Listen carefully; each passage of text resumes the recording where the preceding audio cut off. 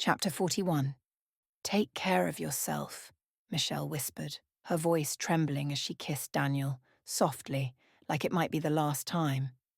He didn't say anything at first, just held her gaze for a moment longer, then turned away. They were all gathered outside the vampire bar. The air was tense, heavy with unspoken thoughts. Shira, Celine, Andrew, and Marius stood a few steps away, speaking in low voices as they reviewed the final details. Their words were short, precise. There was no more room for doubt. Clusters of vampires dotted the area, Christian's people silent and grim-faced, weapons strapped to their bodies. Daniel's forces stood nearby, waiting for his signal. But Daniel was still deep in conversation with Christian, even as Michelle disappeared through the front doors without another word. Finally, Daniel and Christian shook hands and parted ways. Daniel turned to his people and gave the signal. 1 hour before midnight, Marius pulled Celine into a tight hug, then placed a kiss on Shera's forehead. His face was solemn as he broke away to join Daniel. The hunters left first, splitting into smaller groups to avoid drawing attention. They would approach on foot, hidden in the night. Only Shira, Selene, and Andrew would go by car. Half an hour later, Shira slid behind the wheel, and the car melted into the darkness. No one spoke. Each of them sat with their thoughts, heavy, uncertain, and private. Shira's hands gripped the wheel tighter than necessary. The road ahead was straight, but her mind wasn't. In truth, she had feared this moment, the confrontation with Kronos. Now that it was so close, she didn't feel ready. She didn't know if she could do it, if she could face him and not fall apart. The weight of 2 centuries pressed against her chest. Andrew stared out the window, fists clenched on his knees. He'd crossed the globe, dodged death more than once, and survived things no human should have survived. But never, not even in Egypt, had he felt this kind of fear. Carmen's life was hanging by a thread, and the string that held it felt frayed and ready to snap. He wanted to believe he could protect her, but deep down, he knew if something went wrong, he was still just a human. A man up against monsters.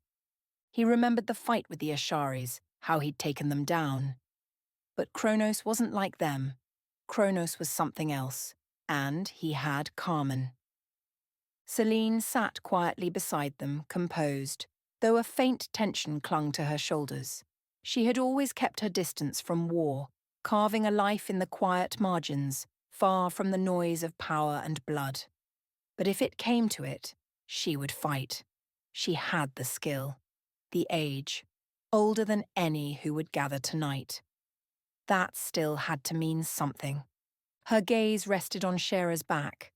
A quiet ache stirred beneath her stillness, born not of fear but of regret. Maybe she'd been wrong. Maybe she should have told her the truth from the beginning, kept her close, safe in the jungle. She had managed to stay hidden for so long. They could have continued living in the shadows, both of them. Behind the myth, away from the world, just the two of them. A sad smile flickered across her lips. No matter how much she wanted that to be true, she knew it never could have lasted. Shera left because the jungle was too small for her. Sooner or later she would have gone, truth or not. Sooner or later the truth would have caught up with them. And tonight, it did. Tonight, she would protect her, whatever it took. It would be her final gift. They reached the meeting point 5 minutes early and got out of the car. The place looked deserted, overrun by creeping mudslides and broken earth. The air was damp, thick with the smell of moss and decay. Shira motioned for them to follow her, and they started down a sandy path, nearly invisible in the overgrown grass. They walked in silence, guided only by the moonlight, which spilled down like a silver blade. Andrew noticed that Shera kept glancing up, watching the moon between the clouds. She seemed anxious about it. He wondered why, until it struck him. Vampires didn't need light to see, but the moon exposed them even more. They were too visible here. The path ended near what looked like the remains of an ancient bridge, crumbled stone, toppled columns and deep shadows. The old riverbed was dry, swallowed by time and earth. A few parts of the bridge still stood, jagged and defiant, like bones refusing to be buried. "Around here," Shara whispered, nodding toward a faint path to the left of the ruins, nearly hidden beneath the tall grass. They walked through it single file, the grass brushing against their legs. A second path opened up, newer, recently walked. The grass was trampled but not yet rising. "They're here," Andrew whispered, picking up pace beside Shira. She didn't answer, just nodded and kept walking. The trail led to a cluster of standing pillars. The footprints ended there. They stopped. Andrew could feel his heartbeat pounding in his ears. Shira was listening. Her eyes scanned the dark. "Do you hear that?" she asked softly. Andrew strained to hear, but the night was silent. Then, from behind, Selene's quiet voice answered, "Yes." Shara stood still for a moment longer, then slowly uncurled her fingers. A white stone slipped from her hand, landing silently at her feet. She looked down at it once, then turned away. They started moving again. When Andrew turned back, he noticed the ruins were now behind them. He frowned. Where were they going? He opened his mouth to ask when the faint tolling of distant bells reached his ears. Midnight. "That's the place," Shara whispered. Andrew followed her gaze. At first, he saw only a wall of vines and tangled green, but as they got closer, he realized it was stone, an old tower, overgrown and forgotten. The path curved back around the base of the wall. A few meters further, the stone ended and another set of ruins greeted them. "This is it," Shira whispered again. Andrew looked toward the base of a shattered wall. At first, he saw nothing, but then he saw shapes. 6 of them. 3 figures sat slumped on piles of stone, leaning against one another. They had to be the Old Bloods. Erica had warned they were in terrible condition. Nearby stood 2 others, unmoving, like sentries carved from shadow, and just beyond them a single figure stood alone. Kronos. Andrew didn't need to see his face to recognize him, that quiet arrogance, that stillness. But Carmen. "She's not," Andrew began. "There," Shara whispered, pointing. Andrew followed the line of her hand and saw the smaller figure tucked into the embrace of one of the seated Old Bloods. His chest tightened. Carmen. Alive, hidden, clinging to safety in the arms of the dying. "As you can see," Kronos called out, his voice rich with satisfaction, "I kept my promise." His tone was laced with the smug certainty of a man who believed he'd already won. "I have the Sphinx," Selene said, stepping forward. "Excellent." Shara stiffened. Something was wrong. His voice. It was too calm, too triumphant. He hadn't sounded this sure even beneath the Sphinx. What did he know? "What now?" she asked cautiously. "I want to see it," Kronos said, stepping into the moonlight. His face was lit in full now. Every inch of him radiated hunger. Expectation. He had waited too long for this moment. Selene slowly unwrapped the cloth and revealed the gleaming golden statue beneath.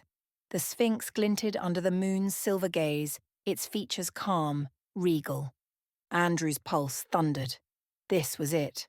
The moment. He turned toward the Old Bloods. The guards around them hadn't moved. They were waiting, watching. Then the clouds shifted. "Finally," Shira breathed.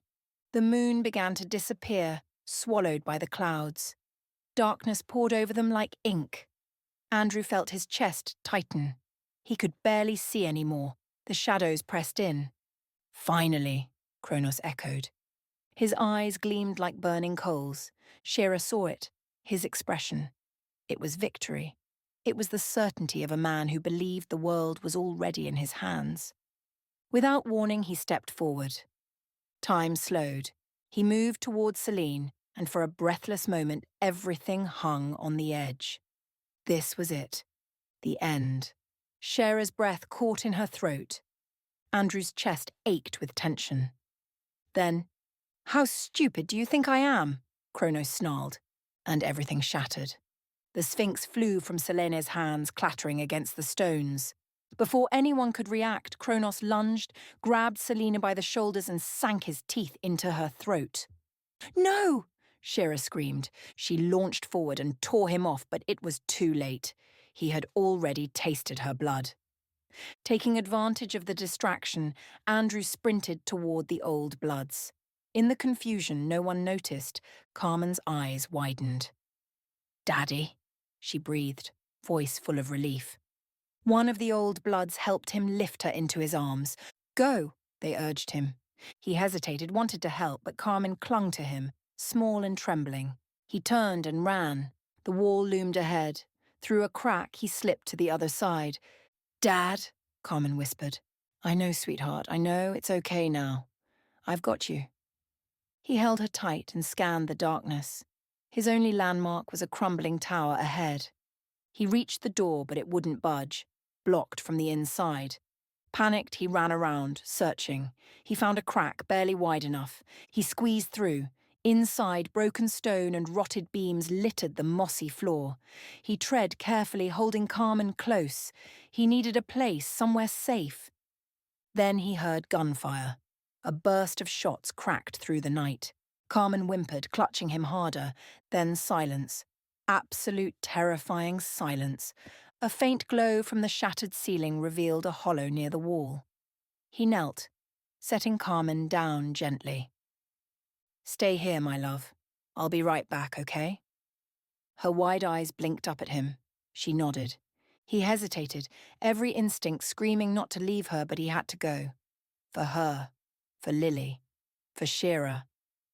He ran, more gunfire in the distance. As he neared the wall again, he paused, breathless. He slipped back through the crack, but the field had changed. There was no one left, only the three old bloods, gathered around a body sprawled in the rubble. Andrew froze. His heart dropped. No. Was it Shira?